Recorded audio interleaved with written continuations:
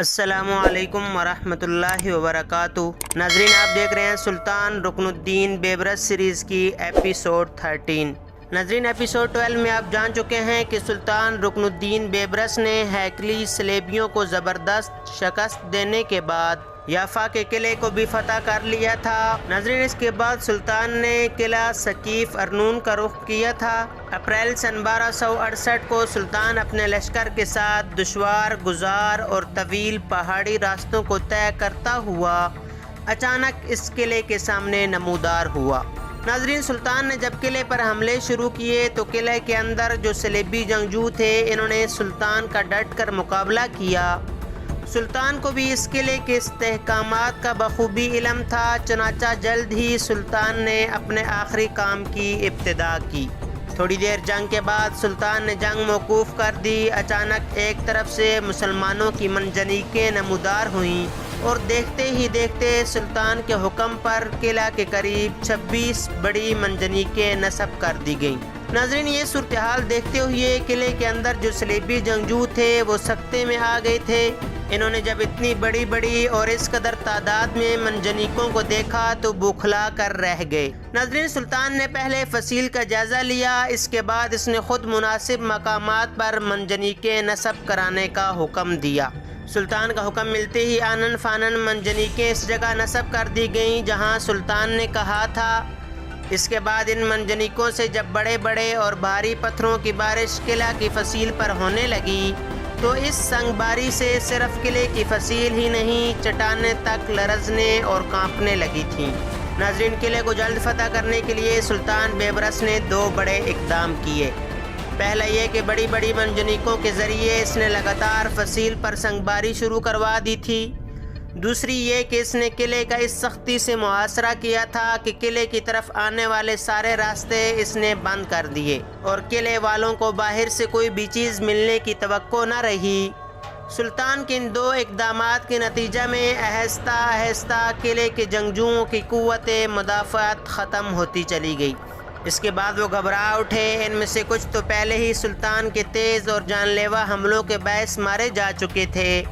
باقیوں نے جب دیکھا کہ اگر ان کے ساتھی اسی طرح مرتے رہے تو ایک دن قلعہ ان سے خالی ہو جائے گا، لہٰذا وہ پشتی حصے کی طرف بھاگے۔ پشتی حصے کی طرف ساحل تھا اور وہ وہاں سے اپنی جانیں بچا کر بھاگ گئے۔ اس طرح سلطان فاتح کی حیثیت سے قلعے میں داخل ہوا اور اس کے سب سے بلند ترین برج پر سلطان نے اپنا علم نصب کرنے کا حکم دیا۔ سقیف ارنون نام کے اس قلعے کی فتح سے فلسطین کے اندر جس قدر صلیبی جنگجو تھے ان پر بڑی کاری ضرب لگی اور سلطان بیبرس کی طرف سے ان پر ایک طرح کی دہشت سوار ہو گئی تھی اور وہ سلطان کا نام سن کر خوف سے کانپنے لگ جاتے تھے۔ فلسطین میں ان شاندار اور لگاتار فتوحات نے سلطان بیبرس کے لشکریوں کے حوصلے بلند کر کے رکھ دیے تھے اور وہ اس خطۂ زمین کو ہمیشہ کے لیے صلیبی جنگجوؤں سے پاک کر دینے پر تل گئے تھے۔ سلطان بیبرس چونکہ اپنے لشکر میں انتہا درجے کا ہر دل عزیز تھا، لہٰذا اس کے لشکری اس کے اشارے پر کٹ مرنے کے لیے تیار ہو جاتے تھے اور ارنون شہر کو فتح کرنے کے بعد سلطان نے صلیبیوں کے ایک بہت بڑے قلعے اور شہر طرابلس کا رخ کیا۔ ناظرین، سلطان کی ان لگاتار فتوحات کی وجہ سے صلیبیوں کے تمام ساحلی علاقے زور و شور سے جنگی تیاریوں میں مشغول ہو گئے تھے، کیونکہ کسی کو کچھ علم نہ تھا کہ سلطان بیبرس اب کس کو اپنی یلغار کا نشانہ بنائے گا۔ پھر ایک دن ایسا ہوا کہ سلطان اپنے لشکر کے ساتھ طرابلس پہنچا اور شہر سے باہر اس نے اپنے لشکر کا پڑاؤ کیا، جس پر اہل طرابلس سمجھ گئے کہ اب ان کی باری ہے۔ ناظرین، طرابلس صلیبی جنگجوؤں کا بڑا مرکز اور مضبوط قلعہ تسلیم کیا جاتا تھا اور انہوں نے وہاں بے پناہ جنگی قوت جمع کر رکھی تھی اور وہ قلعہ بند ہو کر مسلمانوں سے ایک طویل جنگ کرنے کے لیے تیار ہو گئے تھے۔ ناظرین، ان دنوں طرابلس شہر کی بڑی اہمیت تھی، اس لیے کہ پیداوار کی لحاظ سے یہ انتہائی اہم شہروں میں شمار ہوتا تھا۔ حلب شہر سے لے کر طرابلس تک لگ بھگ 40 فرلانگ تک شہر باغوں اور درختوں سے مزین تھا۔ یہاں گنا کثرت سے پیدا ہوتا تھا، اس کے علاوہ نارنگی، سنترا، کیلا، لیمو، کھجور خوب ہوتی تھی۔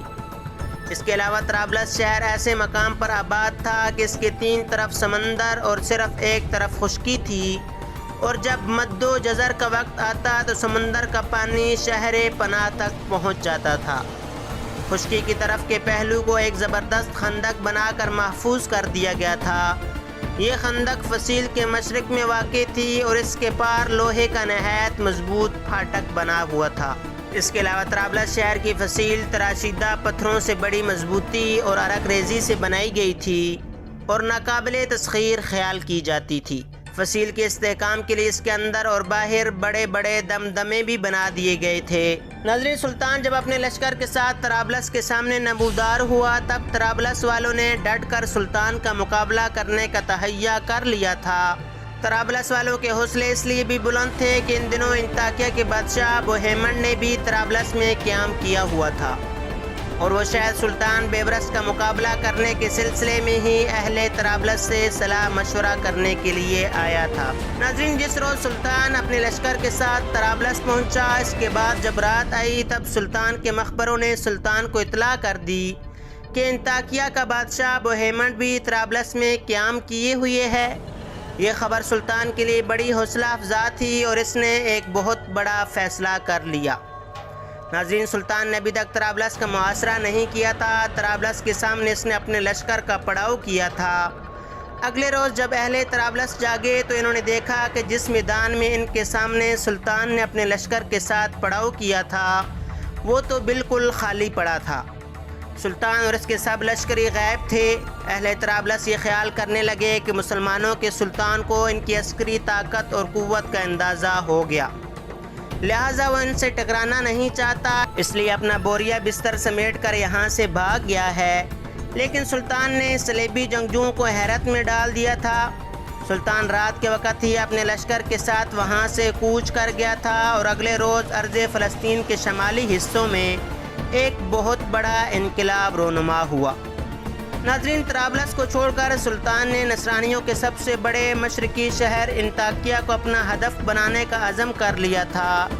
انطاکیہ کا حکمران بوہیمنڈ مشہور مورخ ابو الفسا کے الفاظ کے مطابق نہایت ہی شریر نفس اور کمینہ خصلت انسان شمار کیا جاتا تھا اور وہ مسلمانوں کو نقصان پہنچانے کا کوئی بھی موقع ہاتھ سے جانے نہیں دینا چاہتا تھا۔ انطاکیہ ساحل سمندر سے تقریباً 14 میل کے فاصلے پر ایک انتہائی اہم شہر تھا۔ اس شہر کو 300 قبل مسیح میں ایک بادشاہ سلیوکس اول نے آباد کیا تھا۔ سن 64 قبل مسیح میں رومن سالار پمپی اس شہر پر حملہ آور ہوا اور اس پر قابض ہو گیا۔ اس کے بعد یہ شہر ایشیا میں رومنوں کا سب سے اہم شہر اور سلطنت روما کی ایشیائی سلطنت کا صدر مقام بھی بن گیا۔ ناظرین، اس کے بعد اس شہر پر ایرانیوں نے لگاتار حملے شروع کر دیے اور کچھ عرصے تک یہ ایرانی حملوں کا تختہ مشق بنا رہا۔